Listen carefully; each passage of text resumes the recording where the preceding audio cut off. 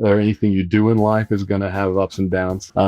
It's like occasionally there's some scheduling heartbreak, and it might mean that you have to say no to a gig that you would really like to do. But there's any number of reasons why it's like you're forced to make one decision or the other, And there's always going to be a million reasons why you make the choice that you do. If I don't get out in the wet, I'll never get me dry. And there have certainly been times where I have gone on the road with an artist for less money than I could have made with another artist at the same time.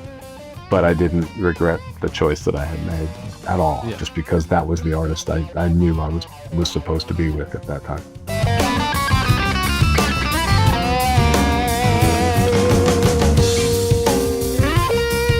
I think the best way to make yourself attractive for gigs is to just demonstrate that you are good at helping with the flow. That you're not somebody that's going to be a problem, and then once that's established, what you provide musically is your signature. That's who you are as a player, and everybody's different.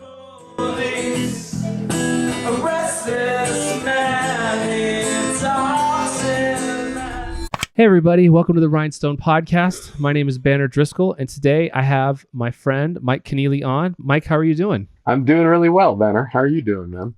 I'm doing good. I'm glad we finally got a chance to talk. Me too. Mike, I've been a huge fan of yours for a long time. When I first started playing guitar, one of the first guitar players I became obsessed with was Eric Johnson, and I bought everything I could find about Eric Johnson, including the first G3 live tour, which was Eric Johnson, Steve Vai, and Joe Satriani, and you were in Steve Vai's band.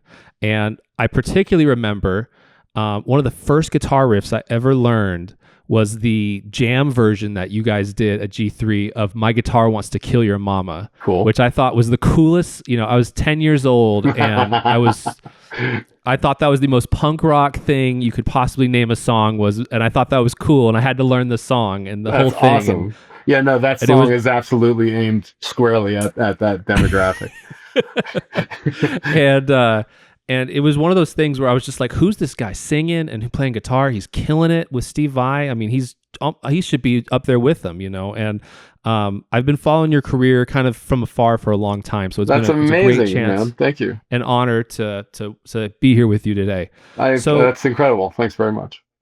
Absolutely. So, Mike, what I am really fascinated about is one of the kind of overarching themes of your career, based on the people you've worked with, your solo albums, the different things you've done, the different projects you've done, is whatever you do in music, you tend to bring a sense of humor to that music. And humor is one of those things, I think in music, it's kind of looked down upon very highly.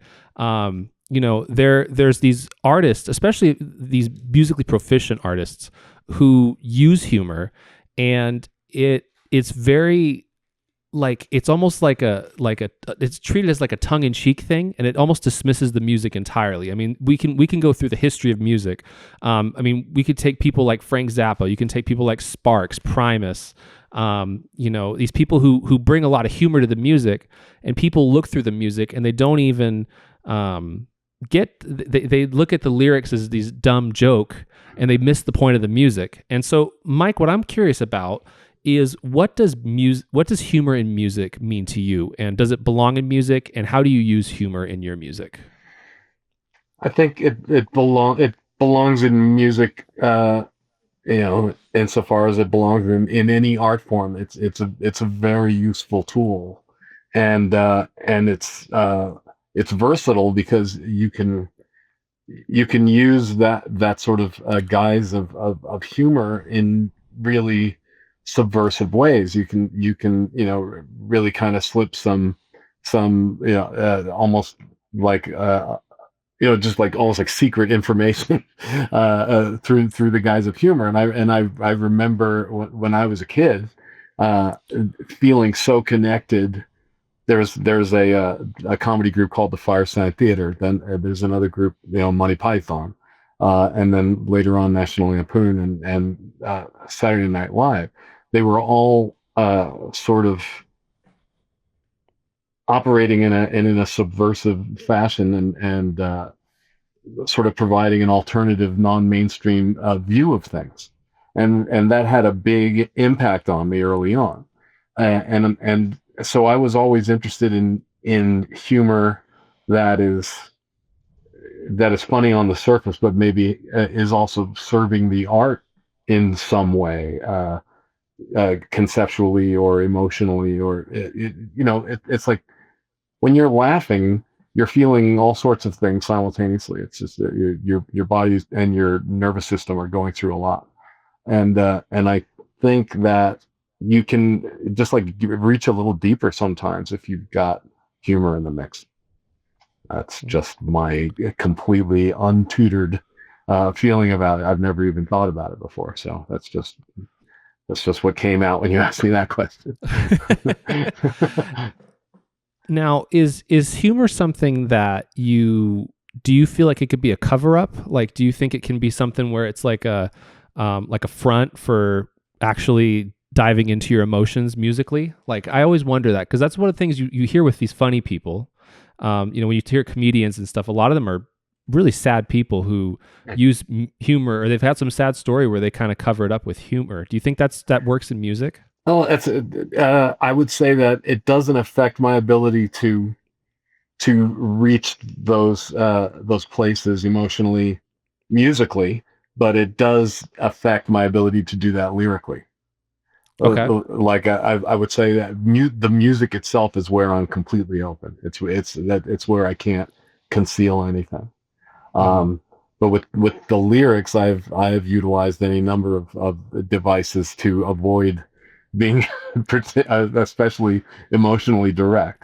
And it's actually a thing I'm trying to work on for the next batch of lyrics that I'm about to write. Just to be less obtuse in general, because that when I'm writing words, I'm going for combinations of sounds as much as I am meaning. Trying to find the right vocal sounds to accompany specific melodies. So that can wreak havoc with the narrative or with the coherence of a narrative.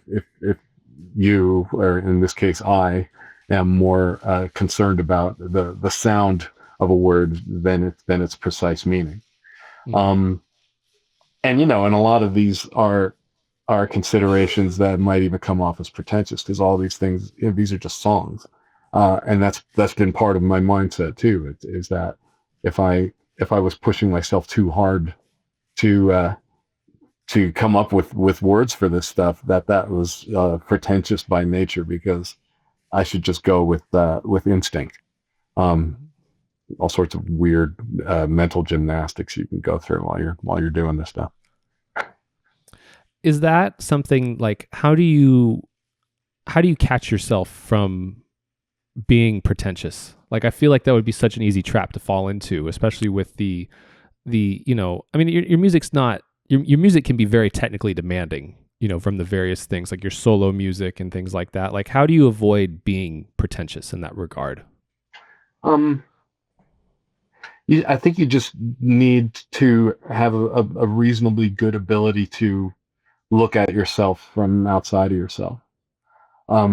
Whilst speaking of pretension, while simultaneously being totally present as a performer and as a creator. You have to be able to make the stuff and kind of watch yourself making the stuff at the same time. And then and it takes time. You just have to develop a barometer, or just some sort of inner regulator that the alarm goes off when you step outside of authenticity. Like you just have to remain true at every moment of the process. So that just means that as far as I'm concerned, as it relates to music, it means serving the music only, and not any other considerations. So that's where I think just to double back to the thing about lyrics, I've been serving the music more than I have the lyrics, even though I've been writing both, and that's the process that I've been trying to get to the bottom of over the last couple of years, and I'm about to be spending. I have a couple of projects I need to get out of the way, which that sounds dismissive, but just in terms of my own thing, there's never any time to just focus on my own music. It's been a really long time since I've been able to do that, and the next time I am able to do it, I have a wonderful support system in place with friends who are offering me places to work, and I just need to set aside the proper amount of time to do it properly. That's I don't know if that's one of your upcoming questions, but the challenge of balancing the other projects that you need to do versus your own personal projects is certainly an ongoing dynamic. Oh, and this is one I definitely am interested in. You hit the nail on the head. I definitely want to go there. So might as well go there. You know, I think what is so interesting. Well, there's two different angles I want to approach this with, because what I love about you is you do have these awesome sideman gigs. You know, you've got Devin Townsend, you've got Joe Satriani, you play with Vai, Dethklok. You've had these things, and what I love is, you know, I've interviewed quite a few session musicians, and when they get off the road from touring, they're done. They don't even want to look at their guitar. They're so done, you know. But you, on top of the crazy touring you do, you're still working on original music in all sorts of different ways. And my question to you is kind of like, how do you balance being the sideman and also still having enough creative energy to put out all this music? I mean, you've been prolific. There was a time there where I was definitely on a tear and you know, putting out a lot of records in a row, and that's kind of let off a bit in the last say 10 years or so, since I put out an album in 2013 called "You Must Be This Tall." And since that album, I've only done two others. I put out an album called Scambot 2 in 2016, and then The Thing That Knowledge Can't Eat, which was almost 3 years ago, 2023. So that it's become more challenging. That's a testament to the fact that it's become more challenging to balance the sideman gigs with the solo music. But I have found it, and I should also say that I've actually been making a lot of music. I just haven't been finishing it. I have about 4 hours of unreleased music right now in the works, and and Devin actually is offering his recording space for me to try to finish at least an album's worth of it. So, and before I go up there to work, I really want to make sure I've got the lyrics happening, and also just like when I first started making records, Hat, the album Hat, I had that album entirely blueprinted before I started recording it. It's like I knew, while leaving some space for things to just happen, improvs and whatnot. I knew the song order, I knew which songs they would be, and I had all the segues worked out because it's just 173-minute long thing. Yeah. So that was just like imprinted before I got to work constructing it, and that's happened a couple of times. The song Potato was another one that just sort of arrived whole and wouldn't go away for a few weeks until I finally recorded it. So there are these. That comes from being really devoted to a project and really dedicated to a concept, is when you put that much sort of prep time into it, preliminary work, and that's whatever this next album I'm about to make is definitely will benefit from a great deal of preliminary work. It's, I've been working towards something for a very long time, but it's only just now starting to really take shape in my mind as to what the thing is going to be.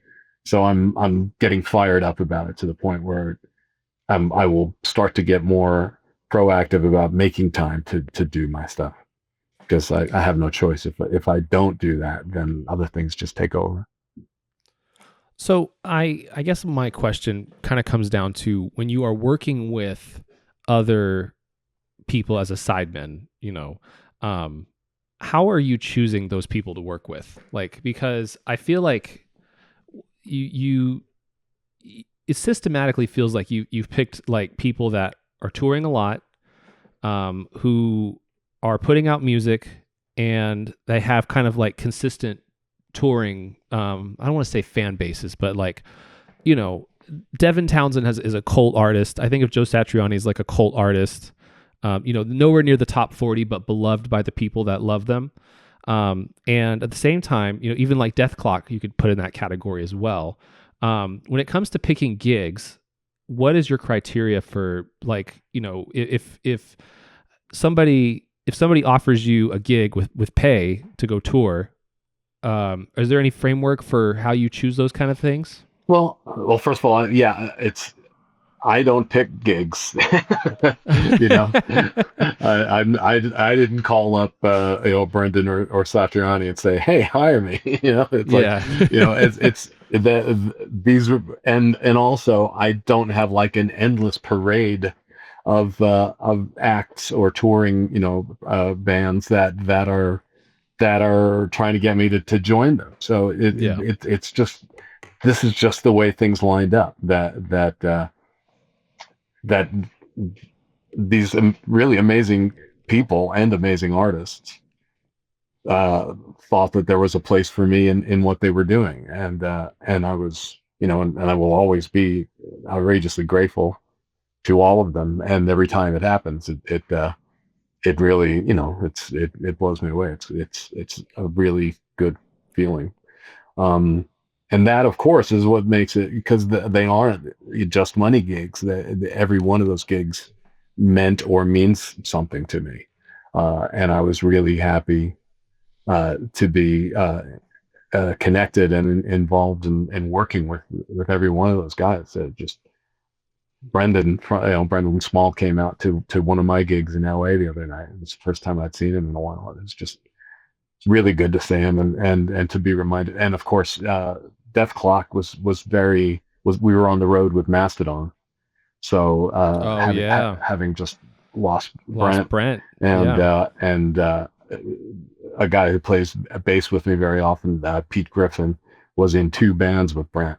And both Pete and I played with a band called Project, and we were in Atlanta a few weeks ago, and Pete was actually going to be getting together with Brent when they had made plans to get together when he came into town. So we just kind of went to the places. Pete and I went to the places where Pete was planning to go, and then we saw some live music, and it ended up being an amazing night.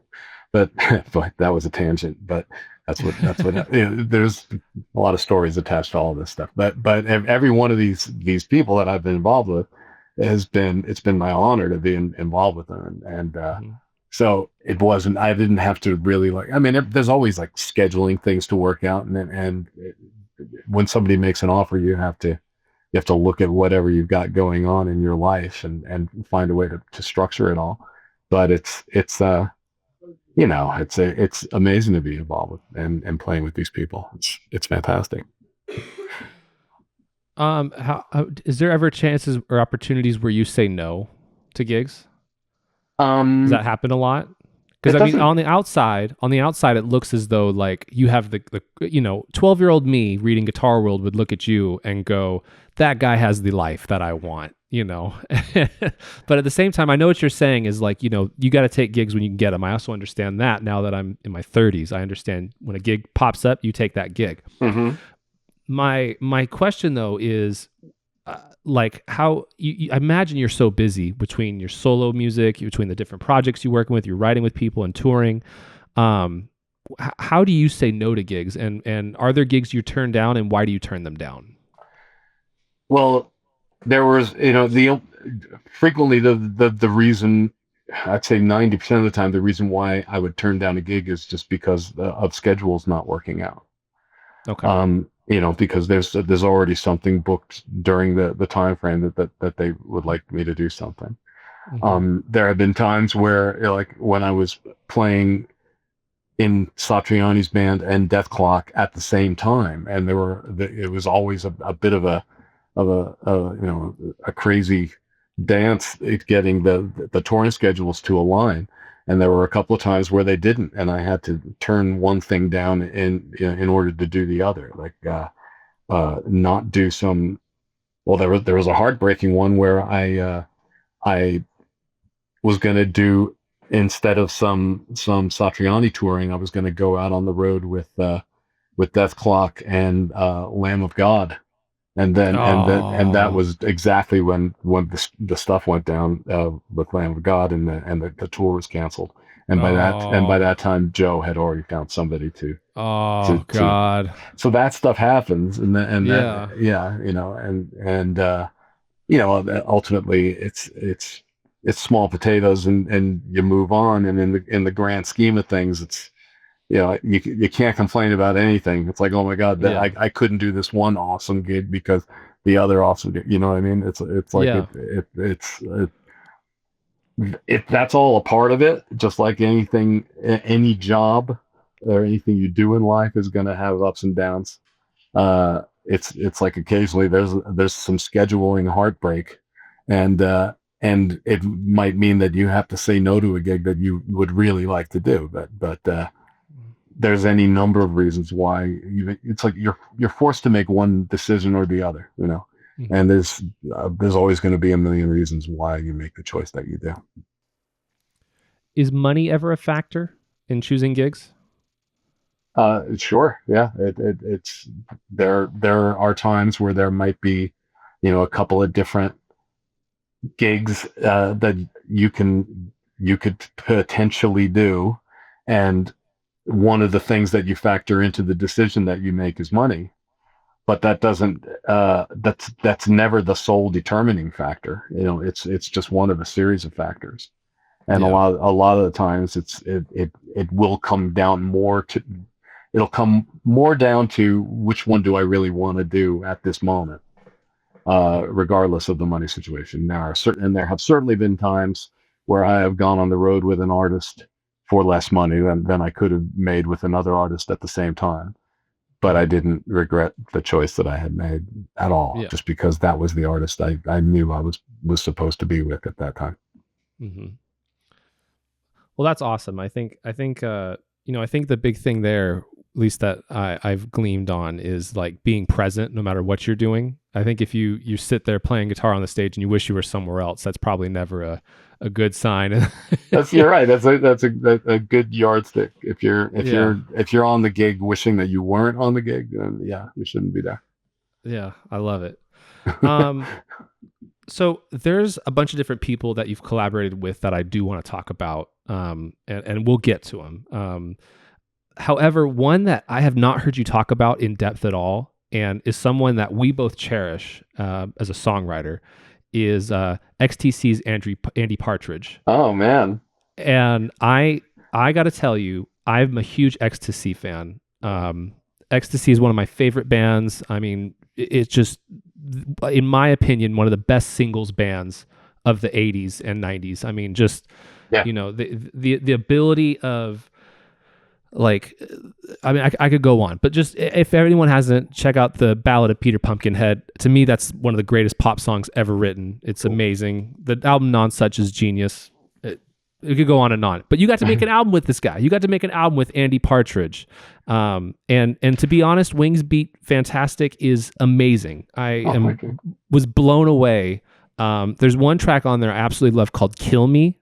And it's phenomenal. It's so good, and it is, as that someone song who's a fan, is all Andy lyrically. Is There's several songs on that record where he was pretty much the sole guy in the driver's seat as far as the words, and that was one where he just went off.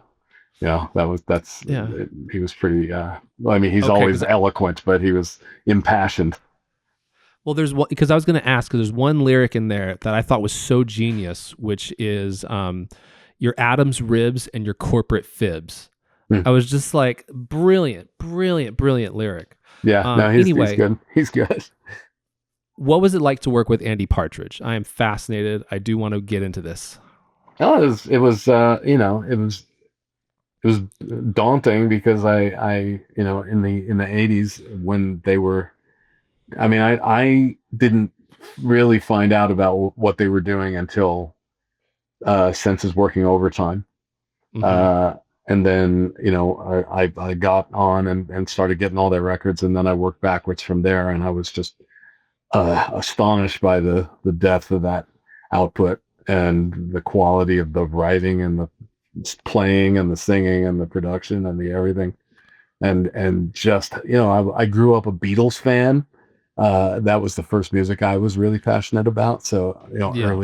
early on, the idea of really well written pop music with amazing melodies and sparkling production and uh, sophisticated musically without being pretentious and just like really nutritious in every way, musically and lyrically. Mm-hmm. That was, yeah, there was almost nothing that could go up against XTC. They were standing alone. So, and then the more I dug into it, the more I realized that Andy Partridge was a very heavy person musically. So, Mm-hmm.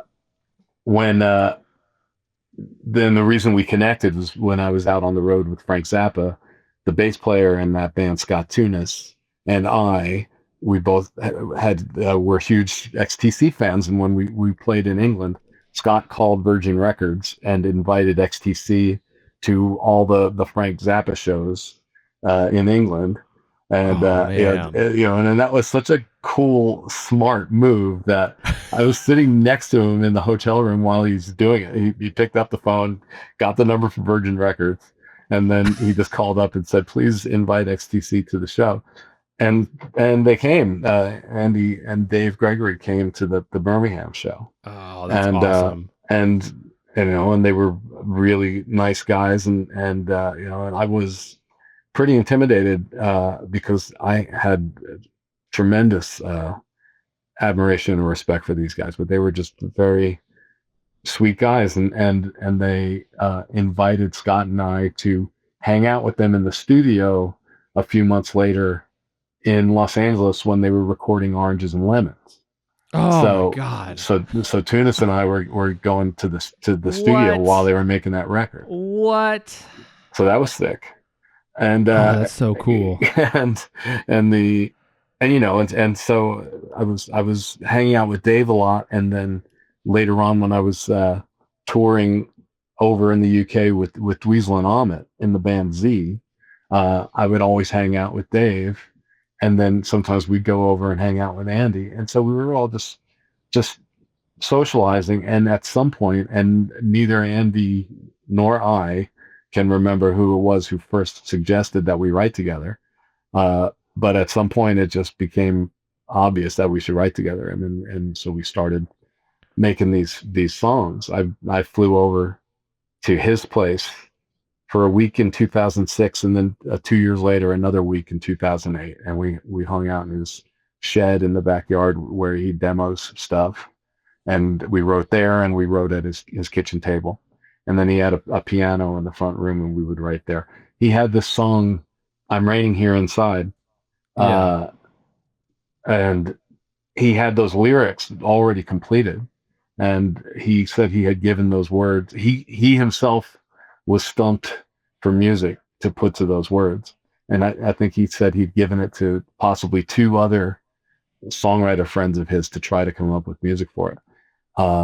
And they none of them could crack it. And then he put the words in front of me on the piano, and it didn't take 10 seconds for I started playing. I play those chords, Oh. those arpeggios on the record. I play it on guitar, but I wrote it on this piano right there. Mm-hmm. And then Andy just his eyes got wide, and then he started just saying, "Oh, now do this," and having input. in the process in real time. But looking at his words made that music just happen. Like to me, his lyrics have that quality. They're incredibly smart lyrics and ridiculously clever. But they also just as pure sound, they're beautiful, and they suggest music. And also he's really good at taking any concept or metaphor and working every possible ounce of juice out of it. It's like Yes. across this antheap, scarecrow people, poor skeleton steps out. It's like a basic concept, and then you work the hell out of it, and every line is like two or three really clever, poetic, smart statements that relates to this overall theme.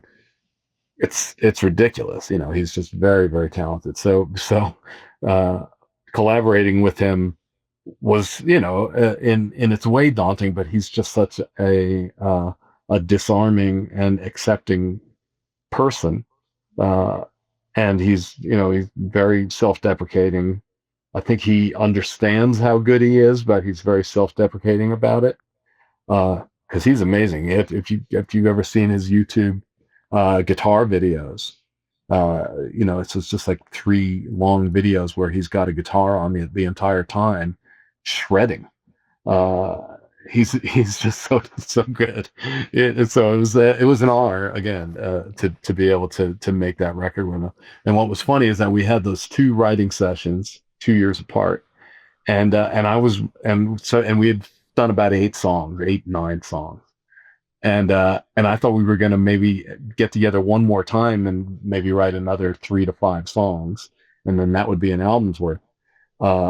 And then I read, and somebody sent me an email to, have you seen this interview with Andy? He's complaining about you not finishing the song. So I'm like, what? Wow.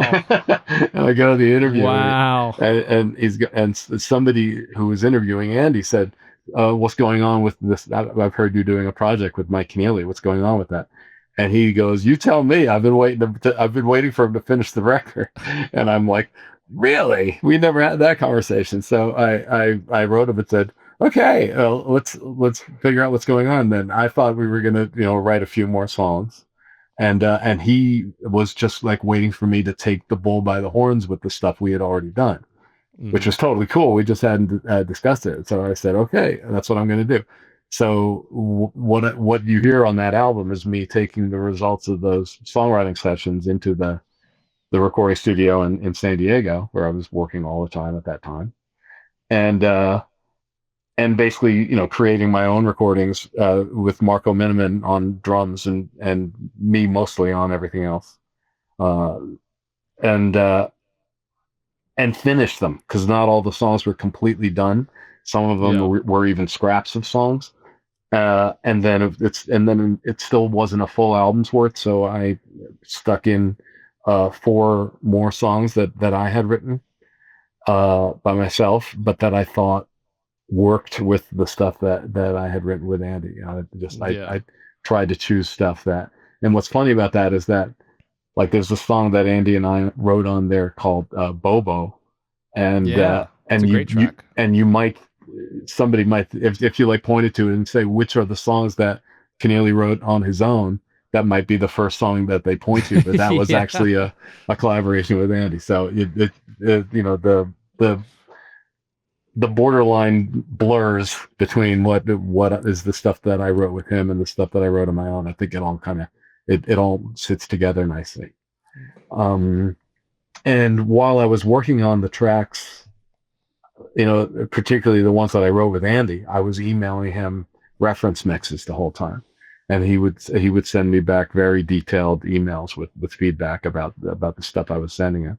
And he was very, he always would know precisely what thing to do. Like, if the thing that I was mostly intimidated about was vocals, because I was singing lead on all this stuff, and I have such high regard for Andy's singing, and so that was a thing where I really was trying to hone my tracks. It's like even when he wasn't there, he was there because I could imagine him in real time watching me and listening to me do these tracks. And you never want to waste somebody's time in a situation like that. You just want to do good stuff. So you just start to develop a sense for things that you think will work, things that just that you think will sound pleasing to him. And he liked everything I was sending him, but occasionally he would focus on something that I had missed, that just a different way of approaching a line that would just bring it into focus. So it was a good transatlantic collaboration that way. And then, ultimately I felt like I was making that album for an audience of one. I just wanted Andy to like it. So when I sent him the final version and he really liked it, I was like, okay, job here is done. I was very grateful. And we have talked about writing more stuff since then, but we haven't gotten anything together yet. So working with him, I am going to ask a few more questions because he is one of my favorites. I mean, he's a legend. Is he the kind of guy you said he presented lyrics to you and then you wrote music around them. Is he the kind of guy to write lyrics first, or does he write music, or does he kind of jumble it all together? What would you say is like his process? Is it just figure it out till it's done? He's well, the way that music conveys concrete things to him, and it's synesthesia is the thing he's got, where he the sounds can convey very specific concrete ideas, and like a certain chord will convey a very specific location to him, and that can have an effect on a lyric that he writes. So the stuff that we were writing together, where he wasn't just presenting the words, but that we were actually writing the lyrics together, they were kind of happening at the same time. And he would say, play me a chord. This is how we might start a song. He would go, play me a chord. I'd have an acoustic guitar on and I would play one chord. And he would say, that note, move it up one. And then I would do that. Oh, wow. And so I would play that chord, and then he'd go, all right, what should the next chord be? And then I try chord number 2, and he either goes yes, or he, thinks of a way to edit it or change it. And we literally walked through every chord of a song that way. And then the lyrics were pretty much the same thing. But they would often be suggested by the sound, the atmosphere that we were creating with the sound, with the music. It's like he would say that, maybe this particular song chord that I had just played made him start to feel wistful about having driven by an old girlfriend's house when he was a teenager, and then that leads to the song Your House. He's just very attuned to when he's writing a song, he's creating the whole thing at once, and he understands how music affects lyrics and vice versa, and he's got a very good wide-eye view on the whole process. Yeah, that makes total sense, because when I think of the XTC songs, like, to me, the lyrics are inseparable from the music. Like the way the music makes you feel, the lyrics are a great marriage of that. Like there's such imagery in the XTC songs. Like I brought up Peter Pumpkinhead earlier. Like that's one I can see the imagery and what he's saying and what he's playing in the celebratory but kind of craziness of the song, or senses working overtime, or any of those songs really. And another thing that's always crazy is you mentioned the chord thing.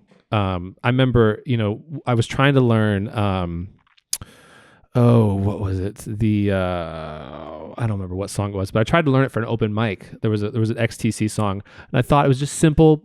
I thought it was going to be a simple chord progression. And then I start trying to learn the chords, and I'm like, my God, what is chords? There's like altered chords and stuff, but it doesn't sound forced. You can hear some people throw in jazzy chords and rock and pop, and it sounds so forced. His do not. It's almost like a jazz standard. Well, because he grew up listening to Charlie Parker, and he also grew up listening to Captain Beefheart. So he's got that angular thing that's being imposed on this bebop vocabulary, and it's just freaking cool. It's just like, well, the way he described it at one point was that he wanted to make songs that were so good they hurt, and that's the impact that they had on me for sure when I was like a teenager, older teen, whatever, hearing that stuff for the first time.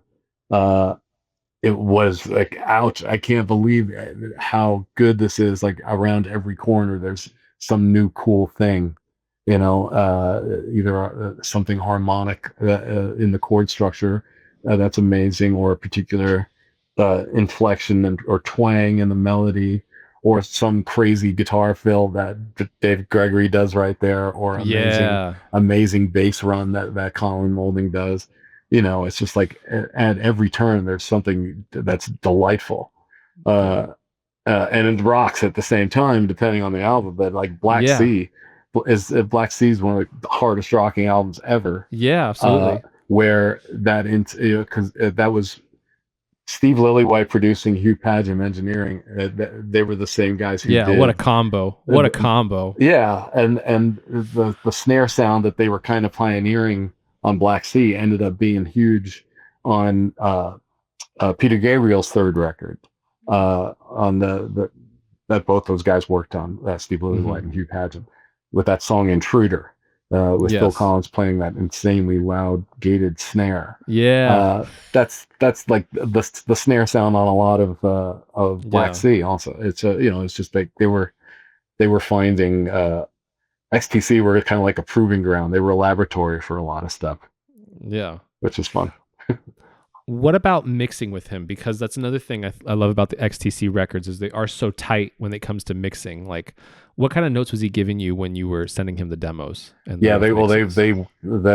mixes were always a thing with XTC. It was always a complex process, and it could be time consuming. That's why it's so good, because they were really dedicated to putting out a quality product every time. They didn't want to put out something that sounded dashed off at all. So they he would give me.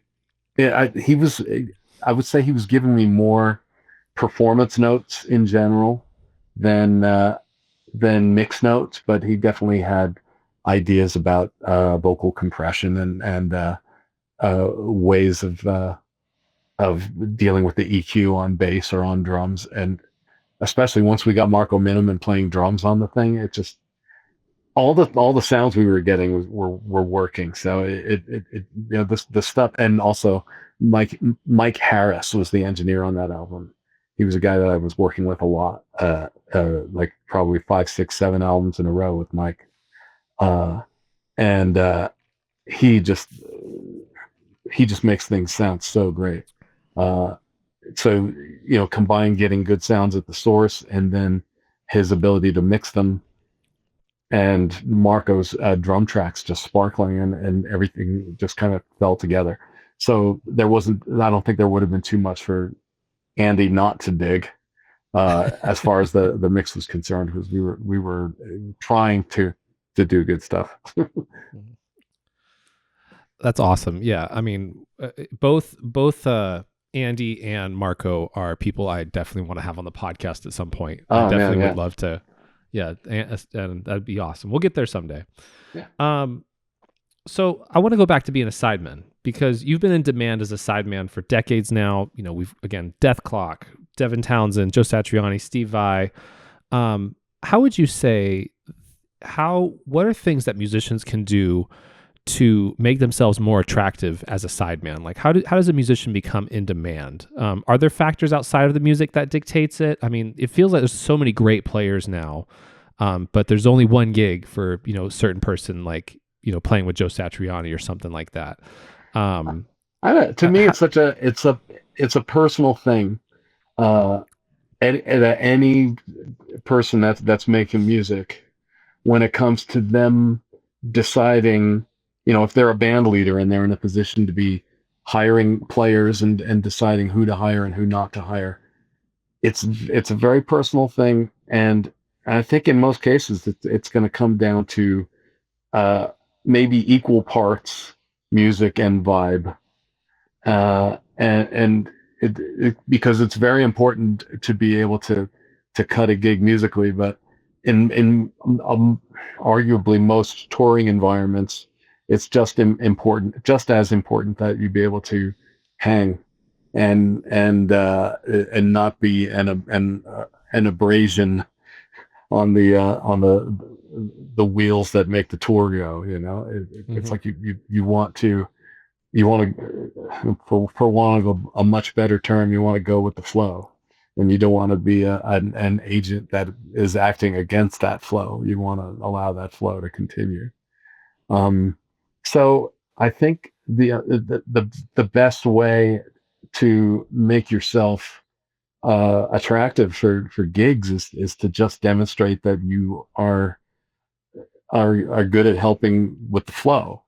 That you're not somebody that's going to be a problem, and then once that's established, what you provide musically is your signature. That's who you are as a player, and everybody is different. And every band leader has different ideas about what ingredients they want to put in their thing, in their music, in their stew. And so when you're trying to choose those ingredients, you just gravitate towards the ones that are most appealing to you, that feel like they belong with what you're doing. And that's different for every single band leader. So I've been lucky in that just because I'm like so into music that I've learned a couple of different instruments, and I've been interested in a lot of different styles. I like a lot of different kinds of music, so I'm really happy working with a lot of different kinds of musicians.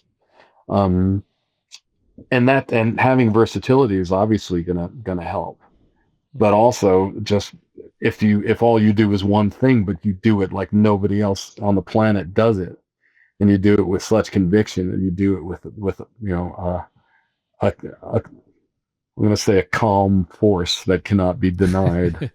Then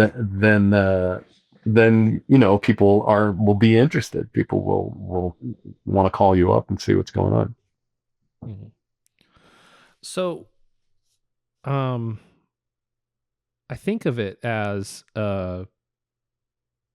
when you talk about touring, and you've done so much touring, you're a little older than me, and I'm curious. You're kind.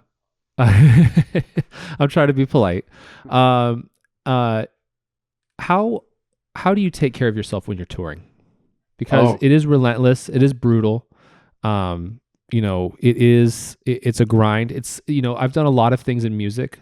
Touring is the one thing I have not done for longer than 5 days. So, for me, that was fun. That was a great 5 days is perfect.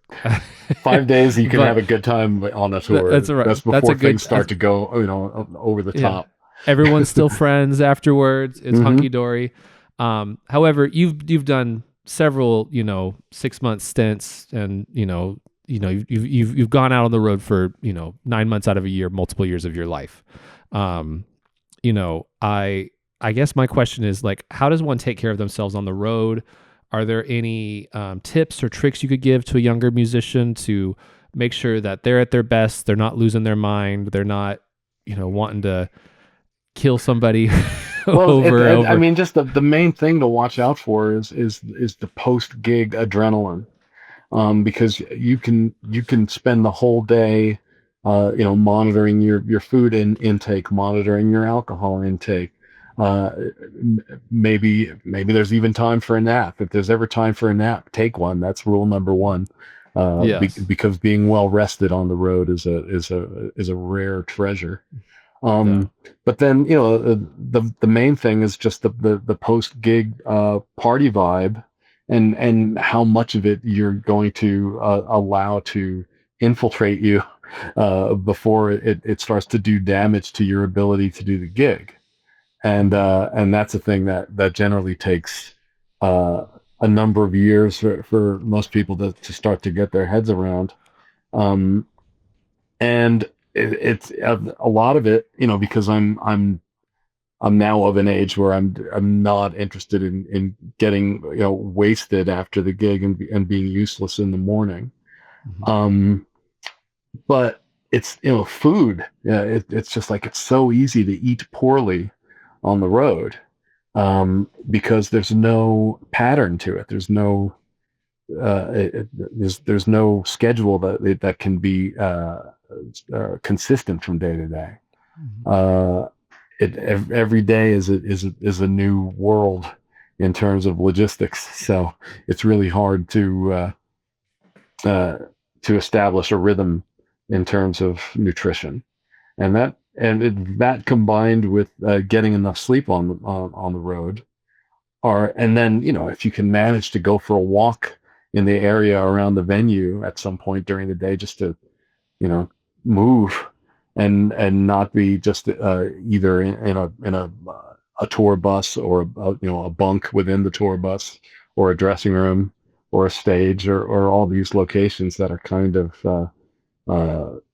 they're not the wide open spaces. If you can get out for a walk and get some oxygen and move your limbs for 15 minutes during the day, that's certainly going to help matters. And then combine that with try to get some sleep, and just watch nutrition, and then all the other stuff, the more hedonistic stuff. People just have to decide what works and doesn't work for them. I mean, but you have to have some fun on the road, right? Like, I mean, is the music, I mean, I know, playing the show is fun, but like, there's gotta be times where it's like, there are times to let loose and have a little party fun, right? Like, yes. And in fact is essential and healthy, and especially as regards band camaraderie, which is really important. If everyone in the touring party feels that they're in a family, and ideally that feeling is genuine, it's legitimate, because that's what these tours at their best are. You're kind of you're forming a new instant family or a small community, and there's a whole dynamic that exists around that.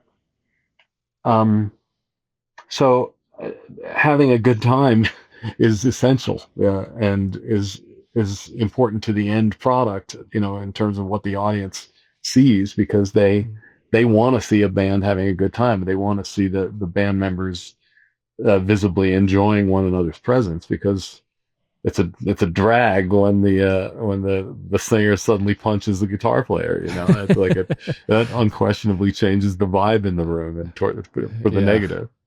No Jane's Addiction setups for you guys. So I just you just want to aid the flow. That's all. No, I like it.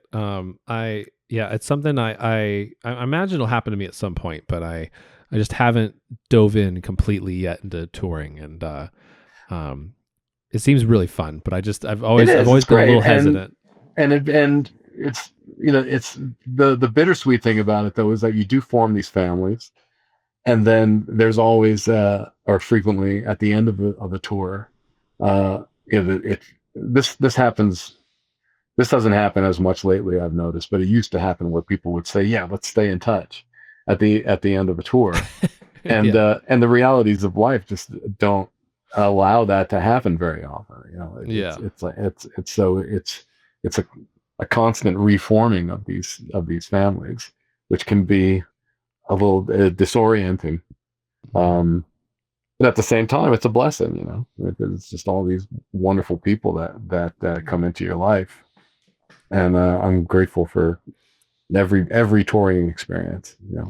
They've all been a blast in their own way, and they've definitely all been learning experiences.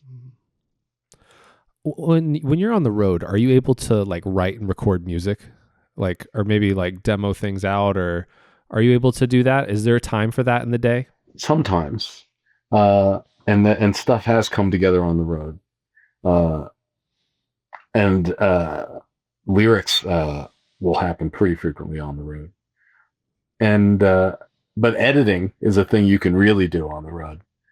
There's usually some point during the day when there's a decent little span of time you can go in the back lounge of the bus with the laptop and dig into the 4 hours of unreleased music that you have. That needs to come out for the next record. Yeah, and so that's how I have created working versions of these dozens of songs that I'm going to try to make the next record out of. But I still feel like I need to write more. That's what's sick right now. It's like even with all this stuff, I know I'm not done writing before I go up to Devin's place. That's a whole other story. Talk to me about your lyric writing process. How are you able to write lyrics without music? Do you write music first, pen and paper? Do we do a bunch of drafts? What's your lyric writing process? I do have I have both notebooks that I write words in, which inevitably become sketchbooks too, because I do a lot of drawing and the two things end up affecting each other. Mm-hmm. And then I'll do it on the computer also. I'll use a word program. You get different results doing it both ways.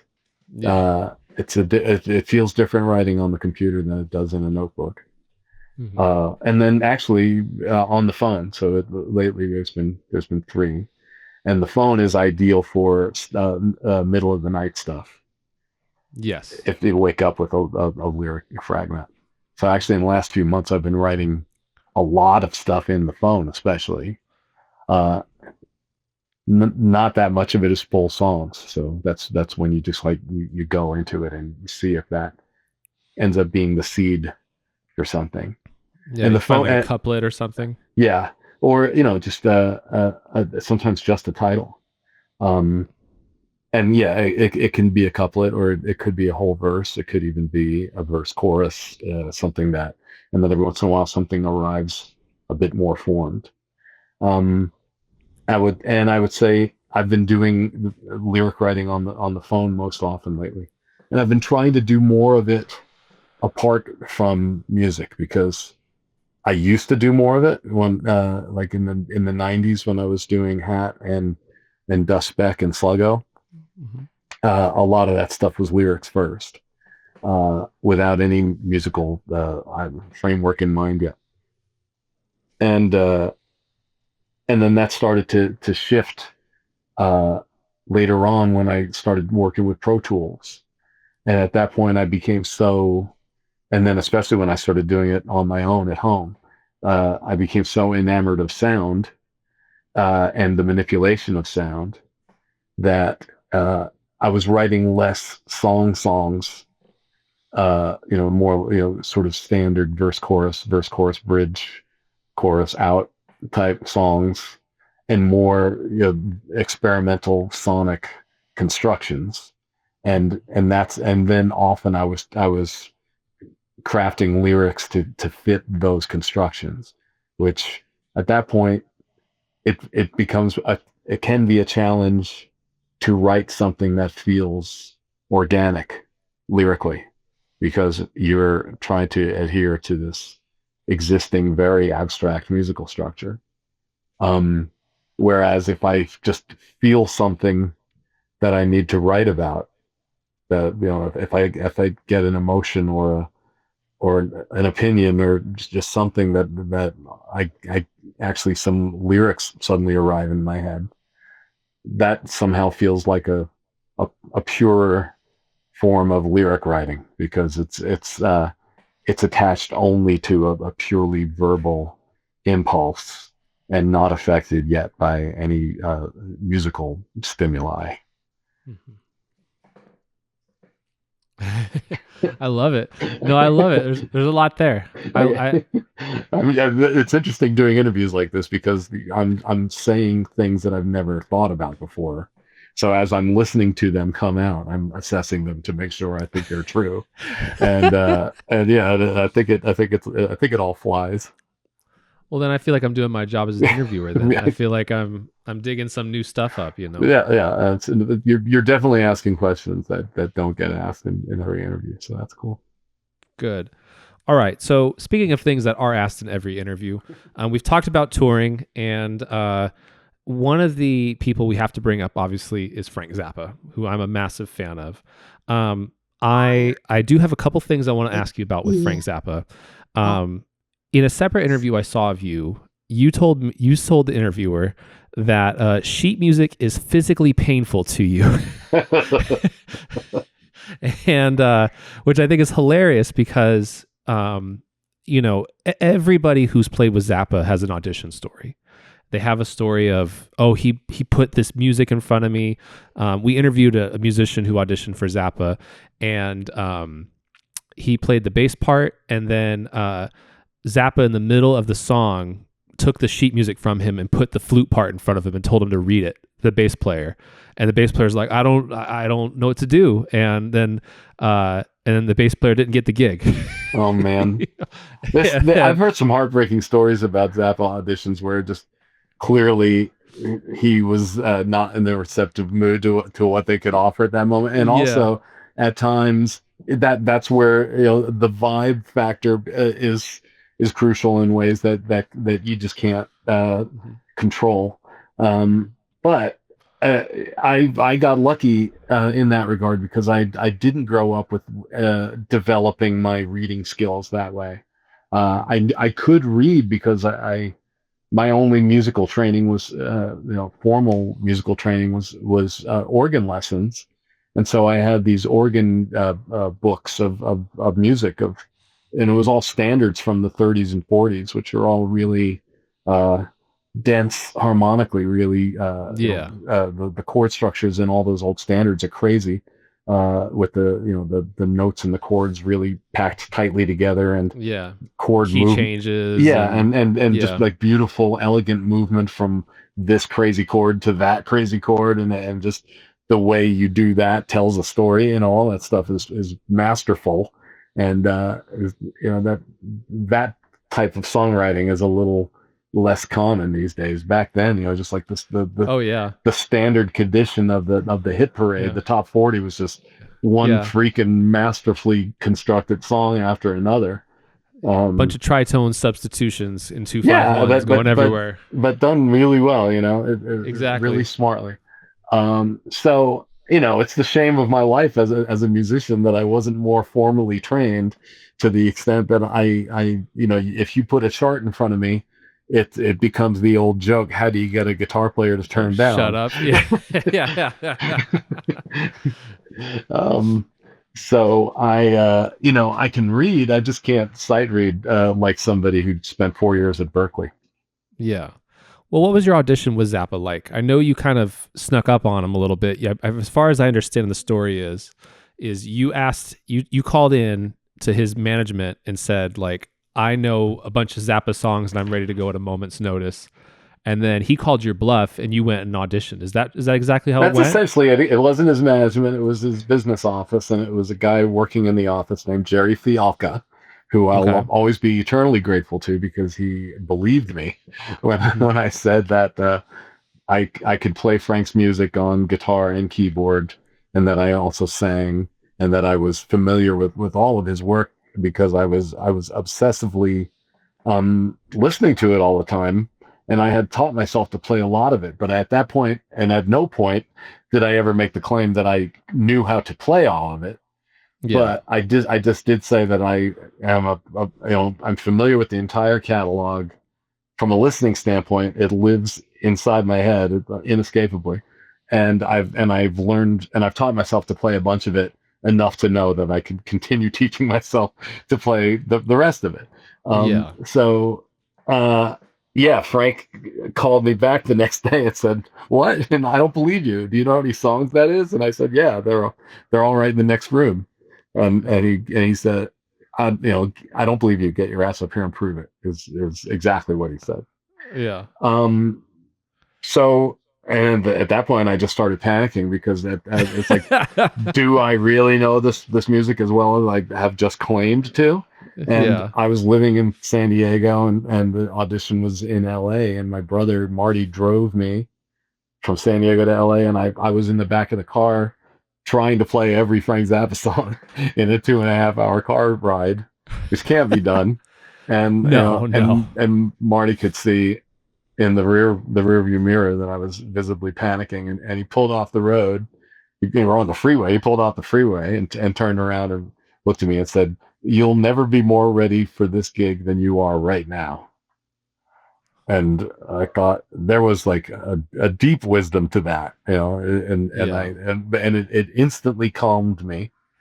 And so at that point, by the time we got to the rehearsal studio, I was like, I felt light. I was in an unusually good mood, thanks to my brother having said that.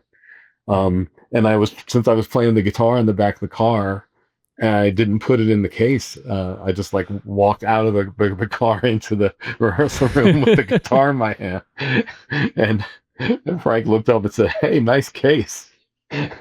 And he told me to plug into Ike Willis's amplifier, and just started naming songs. He had told me a few songs on the phone that he wanted me to practice. One of which I had remember played. what those songs? One of them was Sinister Footwear 2, and that was one I had taught myself. And then there's another one called What's New in Baltimore, and that one I had not taught myself. And I had one day to try to get. And it's one of those just like nonstop barrage of notes type songs. Oh, And I had a day to try to get it together, and I got it to a state where I could show him this is how well I can play this thing after a day. So if I keep at it, it'll get exponentially better. So he asked me to play those, and he was cool with it, and then he just started naming songs to sort of test this thing I had claimed on the phone about knowing all of his material. And so the best way I can describe it is just that I was such an obsessive fan that I had like a Frank Zappa jukebox in my head that if you name a song, I'll just start playing it, and then in the real world I would just kind of be playing along with the jukebox, just trying to keep up with the song that was playing in my head. So any song that he named for me, that was the process, and my batting average was better for some songs than others, but I was demonstrating to him, and he indicated that he understood that it was a true thing, that I had this jukebox. It wasn't a physical jukebox, but in terms of whatever it is that within the realms of consciousness that can form something like a jukebox, I had one of those dedicated to Frank's music, and it was well stocked. So and he just started getting a kick out of it because he would name song after song, and I would say, "Give me a second," and then I would start playing it for him. And then that was before he put a chart in front of me.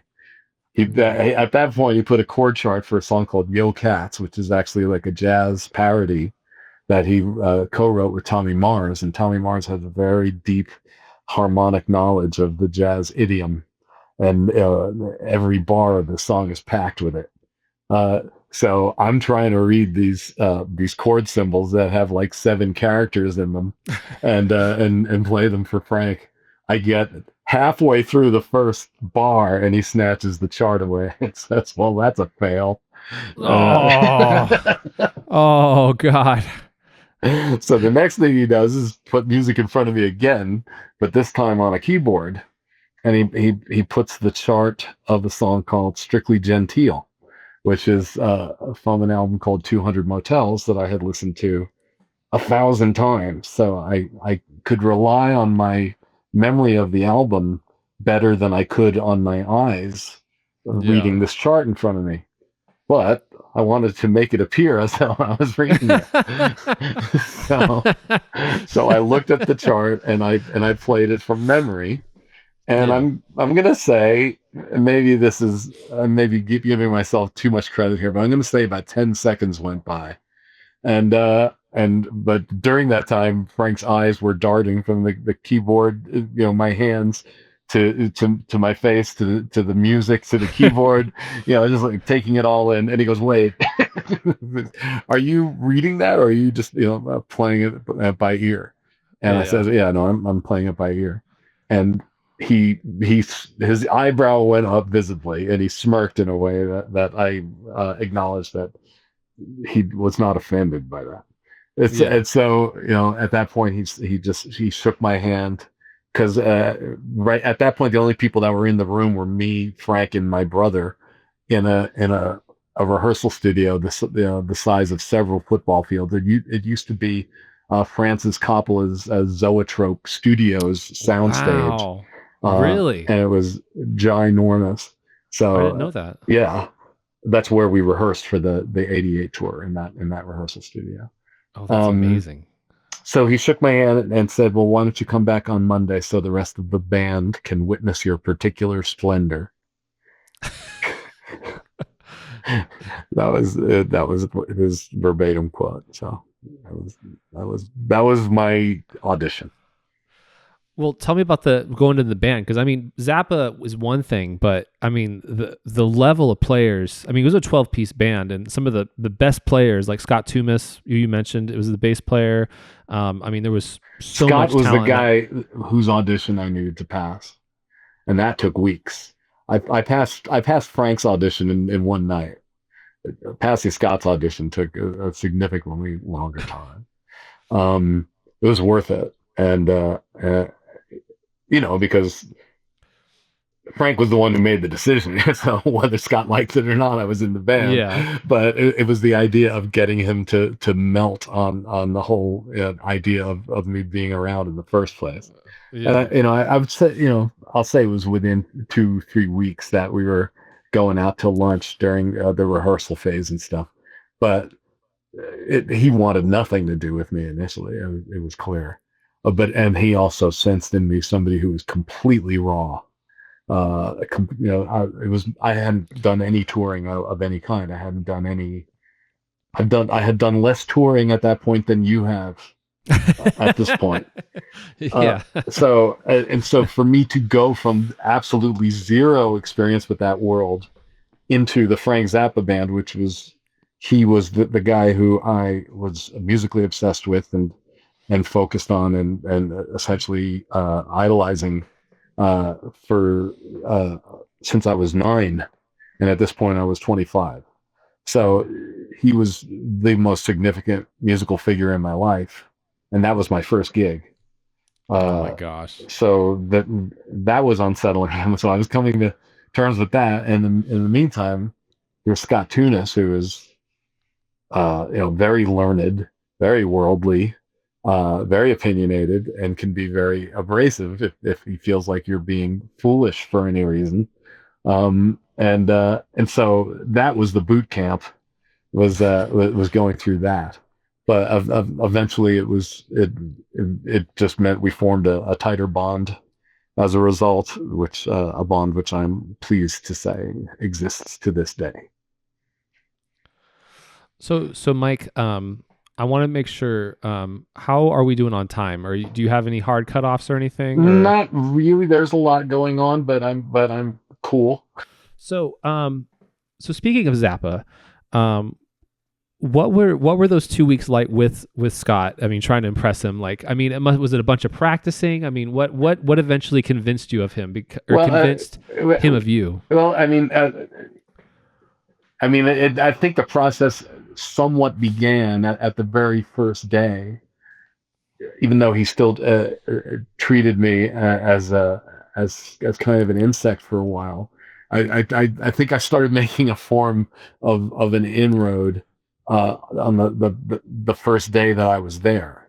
But initially he was just like, he came skateboarding into the room, this enormous sound stage, and he had a very severe buzz cut, like Full Metal Jacket drill instructor buzz cut. Yeah. And so he's skateboarding around hundreds of yards over there, and then suddenly notices that I'm here. Yeah. And I was very young, and I was very, very unworldly, so he comes skateboarding directly to me at a rapid clip, and he stops right in front of me, and I go, "Hey Scott, my name's Mike Keneally. I'm a very huge fan of your playing, and I'm really pleased to meet you." And he goes, "Thank you very much. What are you doing here?" Wow. Wow. And I said, "Well, Frank has just asked me to play in the band." And Scott goes, "Oh Jesus!" and he skateboards away. It just like fires away as fast as he can. So I'm just sitting there I'm sitting on top of my amplifier, just, quietly playing to myself. And then he comes skateboarding back, and he goes, "Do you know the song To Mercy Dueen?" And right away, this felt like a test, because that was a song that had not yet been released. It was an unreleased Frank Zappa composition. So if I say I don't know the song, then I'm willfully concealing how much I know about Frank's music from Scott Tunis. If I say I do know the song, I'm admitting to a member of the Zappa organization that I'm intimately familiar with a bootleg recording of Frank Zappa music. Yeah. So I opted for the literal truth, which is that I've never played that song. Oh, smart. Okay. And then he's kind of like, sniffed and skated away again. Yeah. At that point, I felt like, okay, he just sort of shined me on because I didn't know enough. So I'm gonna practice this song. And so I start push the button for To Mercy Dueen on the jukebox in my head and start playing along with it. And I'm playing unamplified. He's hundreds of yards away. And there are people at least 17 people having conversations between him and I at this point. He, on the other side of the soundstage, yells, "You know it!" and then comes rapidly skateboarding back again, and then at a lightning pace starts calling off fret positions. First string 5th fret, first string 6th fret, first string 8th fret, just like that, rattling off the melody, telling me how to properly play the melody to Mercy Dueen. So we had, I don't know how you would describe that moment, but it was good. It was good. It was a good thing I chose to play the song, but he still would choose opportunities to belittle me. And one time when I was trying to play on a song called Alien Orifice, there are these chord voicings that Tommy Mars used to do with a harmonizer function on his synthesizer that would allow the chord. You play one key, but you could track entire chords just by playing one key. I was trying to do that manually, and it didn't sound good. And then Scott like waves the band to a halt, and he comes and looks at me and says, "That was bad music." So it was entertaining. I gradually I grew to love all of that stuff. So it was good. That's awesome. What were rehearsals like playing for Zappa for a tour? Because I imagine with a 12-piece band, it's chaotic. I imagine everyone is on top of their game to know their parts. Everyone's on top of it to make sure they understand the music and what's going on. But as far as the actual live show and putting it together, and it also, as far as I understand, it changed pretty significantly show to show. Like there would be several songs swapped out consistently. I think I can't remember the exact number, but our working repertoire of songs that we could potentially play at a show was up around 100. Over 100 songs. So yeah, and the reason for that is because we were doing residencies. We'd pull into New York City and play 3 nights in a row, and to the extent that he could, Frank wanted to make each of those shows a unique experience, so that because he knows there are a lot of fine, crazy people in New York City that are going to be at every single Zappa show, and he wants them to have a very good time at every one of those shows. One of the main things that Frank impressed upon me when I got in the band was how important it was to him that the audience's mind be blown. Because that was the experience that I remembered from going to see Frank as a kid, as a fan. And he said, "Yeah, that was not an accident." I'm very sincerely and consciously focused on blowing the audience's mind, and that's why it was important to him that the band be really freaking on top of it. And that is why for a 4-month tour, we rehearsed for 4 months, and we rehearsed for 5 days a week, 8 hours a day for 4 months. Oh my goodness! And Scott Tunis was actually in charge of leading the rehearsals in the early part of each day, because Frank would generally be busy with some other business. We would start rehearsal at 4 o'clock and go until midnight. Generally, Frank was busy with other record company business, music business, getting the tour off the ground business until at least 6 p.m. So that might be when Frank actually showed up at rehearsal, by which time Scott had already been leading the band for 2 hours. Yeah. And the stuff that Scott led us in, the songs that he chose would always be based on him conferring with Frank at the end of the previous night's rehearsal. And Frank would say, "These are the songs for you to look at the beginning of the following rehearsal." Mm-hmm. So that was organized. And then Scott would crack the whip, and it wasn't always the easiest thing getting the whole band aligned, because a 12-piece band is a lot of guys. But gradually that band became something that Frank was the thing that is the takeaway experience for me is that Frank thought very highly of that band musically, so that was validating. Mm-hmm. And is similar to when I was making the album with Andy Partridge, that I just wanted to make an album that he would like. While I was working with Frank in my completely inexperienced green puppy-like state, that I was really committed to doing the best I possibly could for him, even though my tools as a player at that point were still largely unformed. When I go back now and listen to the recordings of that tour and hear what I was playing, there's a part of me that wishes I could have brought some of the skill set that I had later on to those recordings, but I definitely hear somebody trying, and I'm grateful that there are times where you can't hear me at all in the mix, and then there are other times where Frank's got me pumping in the mix. So the fact that I was able to give him anything that he felt could be that loud in the mix, that was validating. And then one of the things I'm fascinated about with Zappa is the pedigree of musicians that were in his band. And not just the fact that they were so talented, but Zappa was a springboard for so many incredibly diverse musicians. I mean, you've got guys as diverse as like George Duke, Jean-Luc Ponty. You've got Steve Vai, obviously. You've got yourself. I mean, Adrian Belew. There's all these incredible musicians that have gone on to do so many amazing things in so many different genres.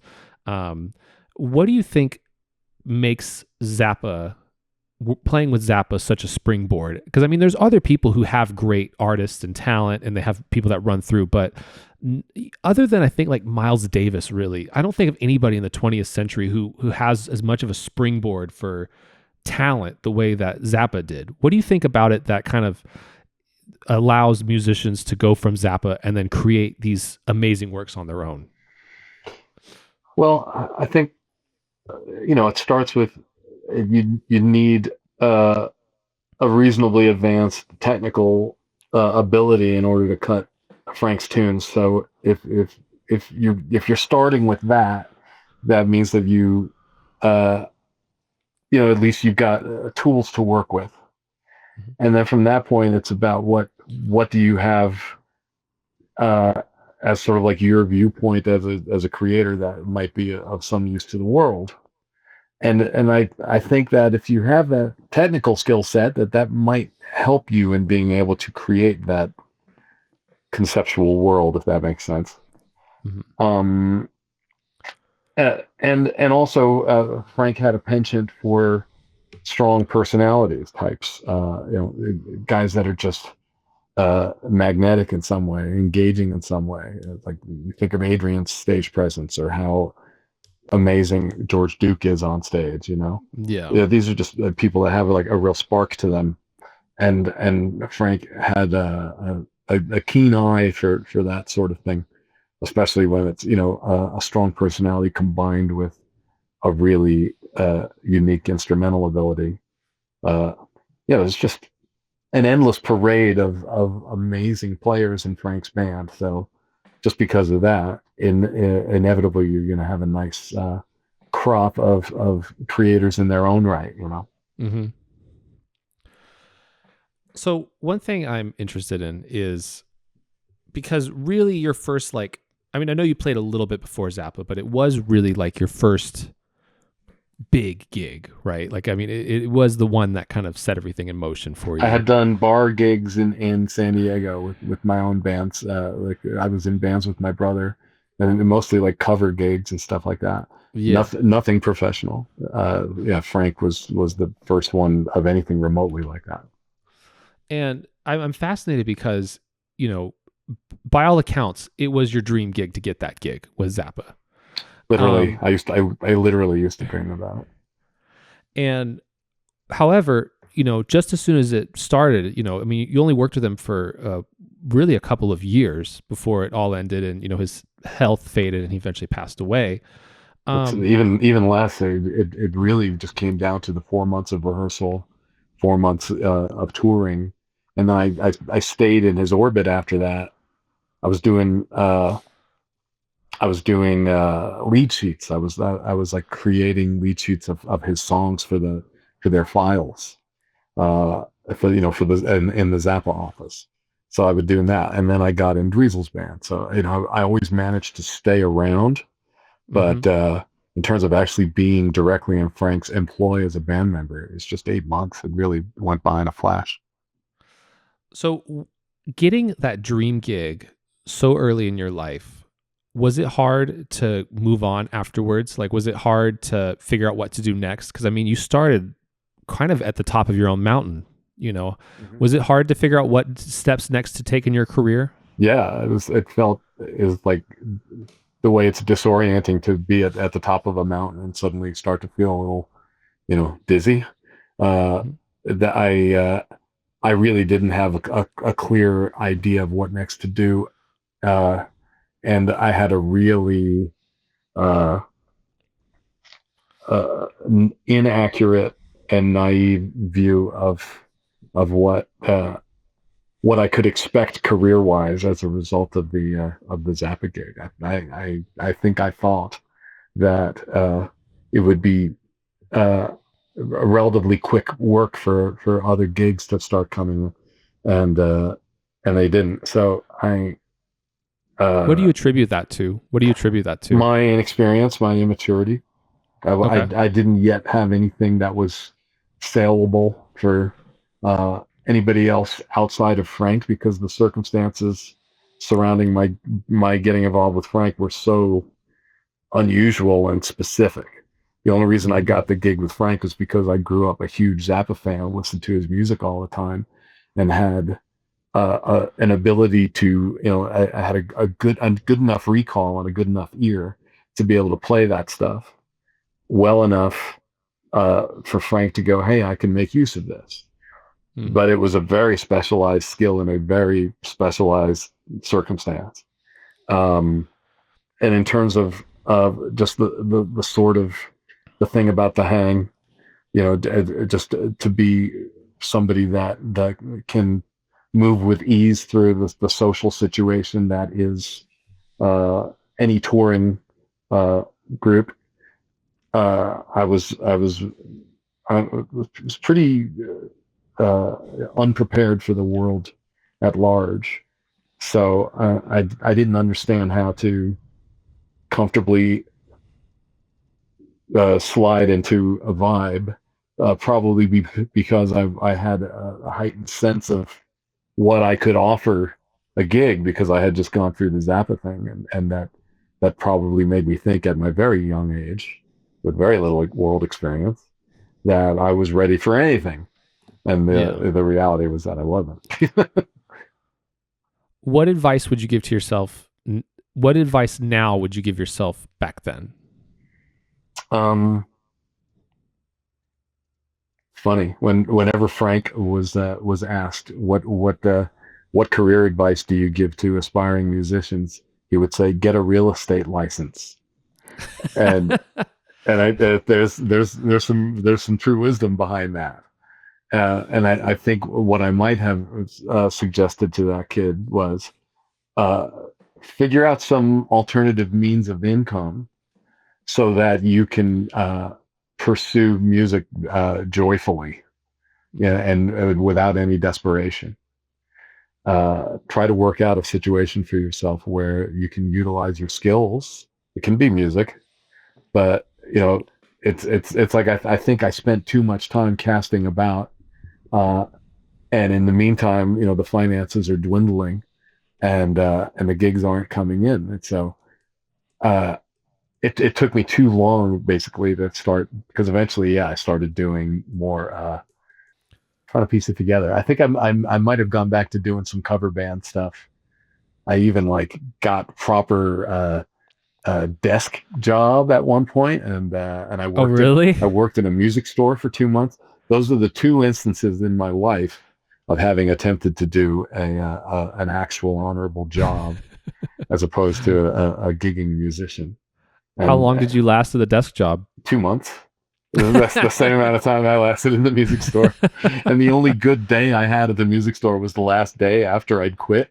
But I was just playing out the day, and I had no tension and no pressure on me, self-imposed or otherwise, and I was just selling all these keyboards, and the guy running the place was like, "Why? Please stay." And I'm like, "You don't understand. If I stay, this would never happen again. This is the old." Okay, so there's so many places I do want to go, and I it's hard because there's so many questions I want to ask someone like yourself. I do want to talk about one last person, and then we'll wrap up. One of the most I've heard this name for a long time, but I'd never really dove deep into his music at all. Is Devin Townsend, and my gosh, what a schizophrenic, crazy mess of music, but it's so wonderful. Like, I don't, if you haven't heard, for our listeners out there who haven't heard Devin Townsend is the kind of artist who will literally put death metal drums under Enya soundscapes. I mean, it's just so crazy, and it's so all over. There'll be massive choirs, there'll be death metal riffs, there'll be beautiful choral arrangements. I mean, it's unbelievable. And you've been collaborating with Devin for a long time now, for several years. You've worked with him on a few albums. What is it like to work with him? What is his creative process like? How do you rein it into a final product? Because it just sounds so chaotic on paper, but as the final product, it is amazing. Well, he creates at such a pace. So sometimes, like the main project that we've been working on this year, starting last year actually. Well, it's been something that he's been working with in his head for 10 years, but it's called The Moth, and we did it, even though we performed it in March with an orchestra and a choir in the Netherlands, Groningen, Netherlands. It's still in process because Devin is still creating the album, which utilizes some of the recordings that were made at the live show. Oh, that's so cool. And it was a thing where he had a 72-minute canvas to fill because of the use of the orchestra and choir. There's only so much time you can have them on stage. Um, and he had written about 3 hours of music. So my main part in the Moth, and my wife Sarah was helping me. We were going up to his place in Canada together. Um, she was more concerned with, because it's a conceptual piece, it's a narrative piece. She was more involved with honing the narrative, and I was involved with helping him shape the music side of things. And the first stage is to just listen to a bunch of stuff, and I asked him, just play the pieces that call out to you. Like when you look at, because he was overwhelmed by this long list of titles. And Yeah. I would just say, only just go with your gut every time. And so he started playing me this stuff, and all of it is brilliant. All of it sounds like practically already fully realized music involving rock band and orchestra and choir. And these are just his demos, the stuff that he created on his own. Was And he using so like sample libraries for the choirs? Was he using?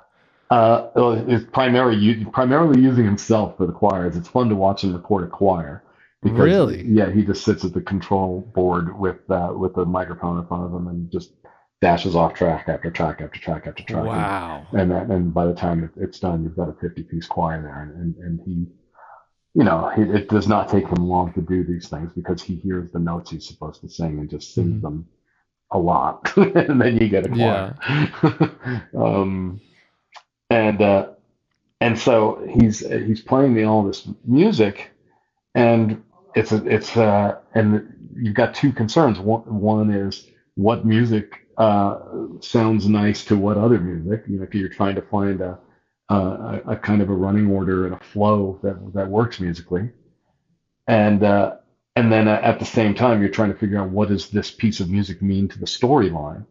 So Hmm. we were involved in both of those processes simultaneously. And at the end of that first session, which was about three or so days that Sarah and I were up there, we had a written running order for a 72-minute Moth uh, that I had written in my notebook, and then I handed Devin the piece of paper, and he stuck it up on his board there in the studio. And the final running order for the Moth is essentially that. We had managed to find the structure to this thing relatively quickly, considering how much material he had, which was initially, it seemed like a large mountain to climb, but we managed to get through it. And then it was several other visits over the course of the following year, uh, just doing whatever needed to be done to continue to help him continue moving the thing along, because it's just a million moving parts. And it ended up, when we performed it, that it was a 100-piece orchestra, I think a 60-piece choir, and then about 8 additional players in the rock band and singers. And Devin only sang. He didn't play guitar in the piece. Oh He wow. only focused on the vocal side, and got an amazing guitar player named Pete Rinaldi to essentially be Devin Townsend playing guitar, because he just had a really good grasp of. He's a great player. He's also a great metal player. He's more of an authentic metal player than I am. So Okay. it's like when Devin and I are playing the same passage or chord progression or whatever together, which we do a lot on the gigs. Um, he's coming at it with much more of an authentic metal articulation, and I'm doing sort of my weird interpretation of that, which fortunately Devin's okay with, because orchestrationally they sound good together, Yeah. and he likes the sound of two guitars playing the exact same thing, even Yeah. to the extent that we're both using the same fractal patch on the axe Yeah. effects. So that's just that's the kind of layered sound that he likes. Um, but anyway, getting this thing, the Moth, together has just been this lengthy process that is finally going to bear fruit at the beginning of next year when he puts out the album. But even just the shows that we did in March were incredibly rewarding. I get a lot out of playing with Devin. He's extremely, everything that you said about him musically is true. But what grabs me about it is that on top of the whole thing is just this huge heart that his the people who love his music are very connected to him. He's very concerned about um, it, humanity at a basic level, and he discusses topics that people can really relate to. So there's a strong bond between him and the people who love his music, and it's been an incredible thing to be a part of. It's one of those work environments that feels like this is we're doing some good here. This is very, very nice to be a part of. Yeah, it was really interesting because I've never heard someone be so like it just I think the thought of putting like a crazy choir and then like death metal drums and then like Enya sounds, it's just so And you just never know what's coming next, and I love that. Yeah, he's again.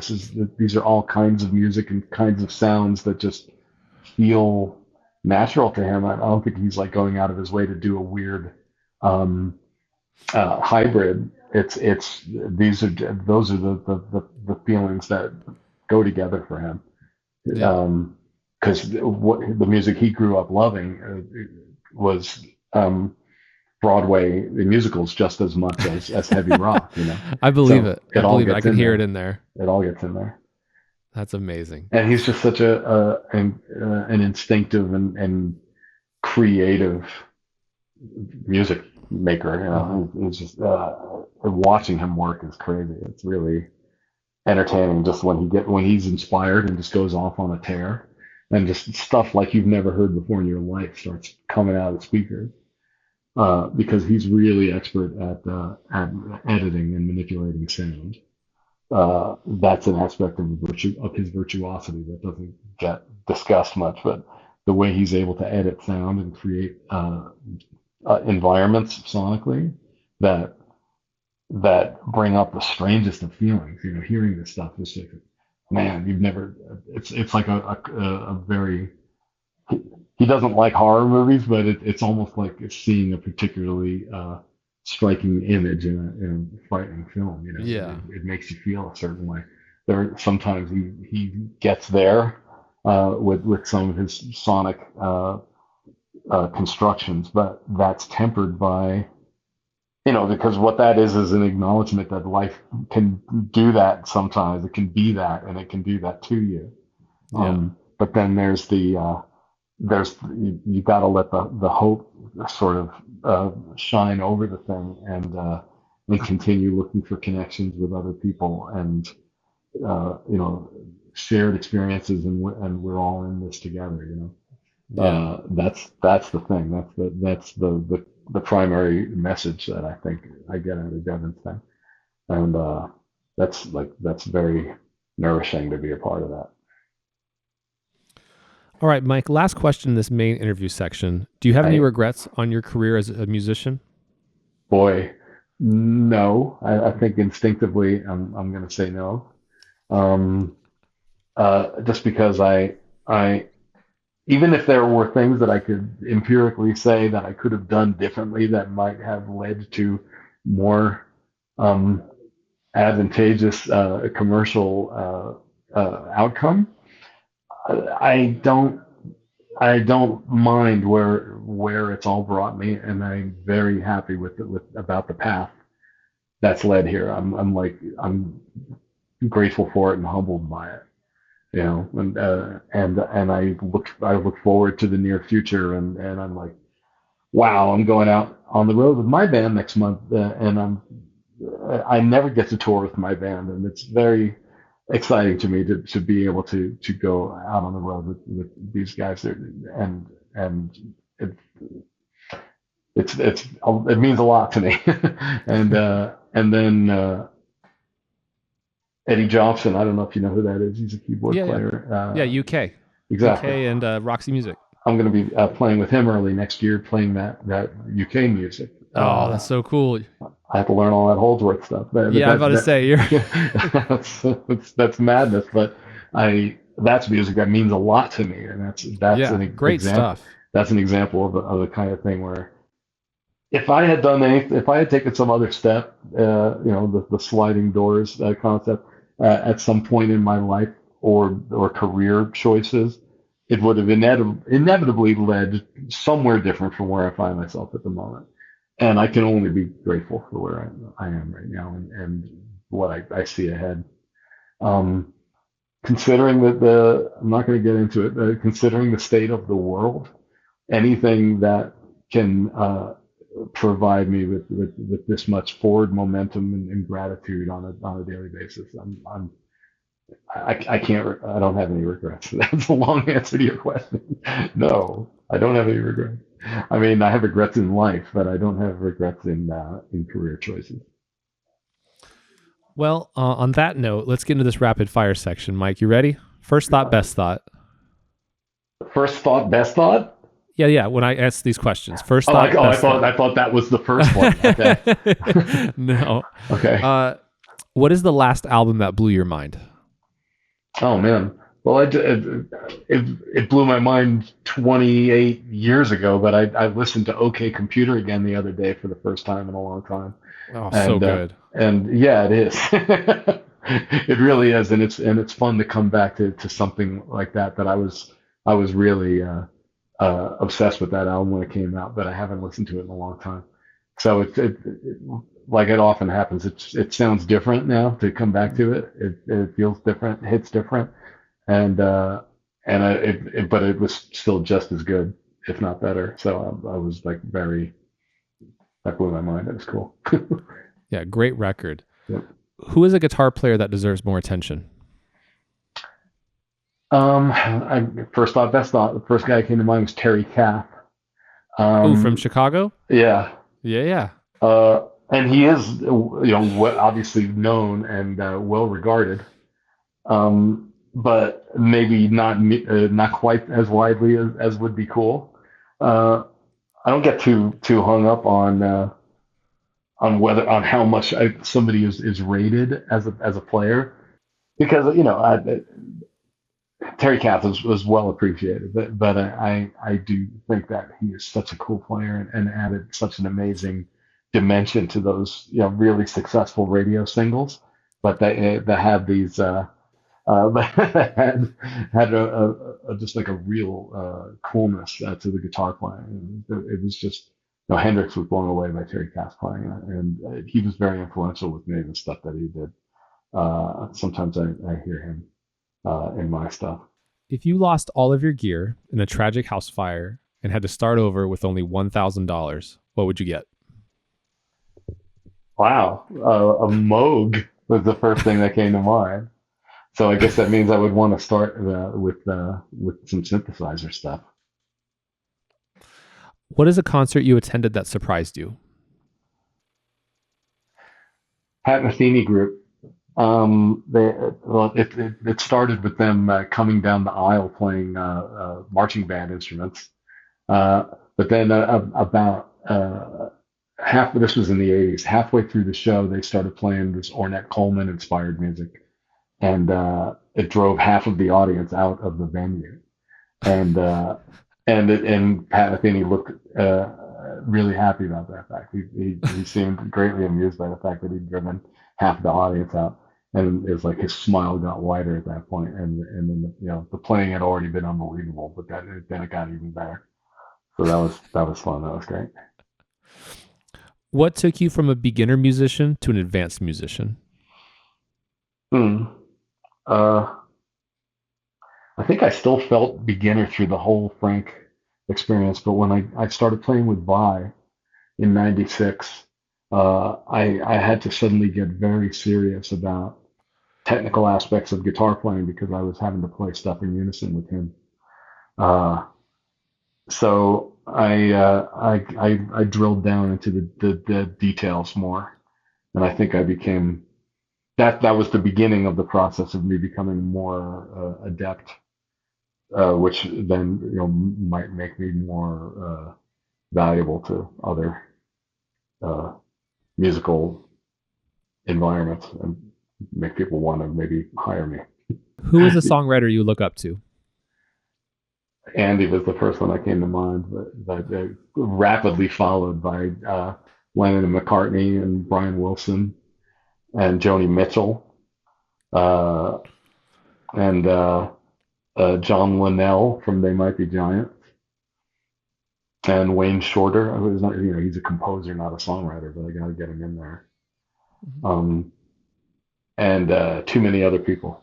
And then last question, Mike, what is the worst piece of advice you've ever received as a musician?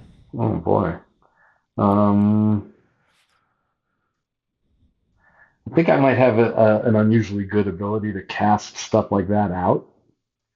Once I determined that it wasn't of any use to me, I just purged it. So it might be that I don't remember. That I've only held on to the good advice that I've gotten, and maybe I was afraid that if I hung on to the bad advice, it would negatively impact, like I might accidentally follow it. But I don't. I might have to get back to you on that one. Well, no worries there.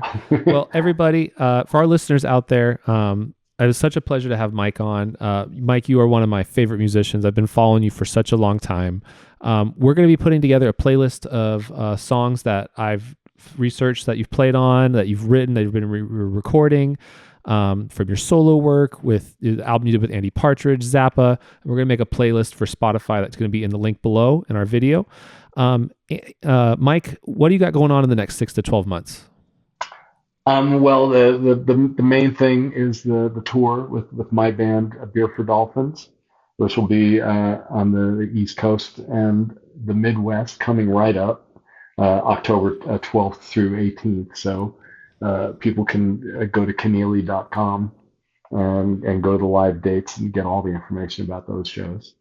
And then I've been playing and will continue to play with a band called Project, which is doing all 70s progressive rock stuff, and that's Jonathan Mover, the drummer Jonathan Mover. That's his band, and that's a real blast, incredibly fun because that's all music I grew up loving. So that there'll be more of that, and then there's the stuff with Eddie Jobson, which will be on Cruise to the Edge early next year. And then just trying to get my solo album done. I'm really, really seriously going to try to do that. Well, awesome. All of next June, I'll be in Switzerland, in Geneva, doing, I think, 6 performances. I'll be there for a couple of weeks rehearsing. And then there are 6 performances of Frank Zappa's 200 Motels. That's awesome. So with orchestra and choir and everything. So that's my next June. You asked 6 to 12 months. That's in there. Yeah. All right. Well, Mike. Well, thank you so much for coming on the Rhynestone podcast. And until next time, my friend. Thank you. I All appreciate right. it. Take care. Perfect.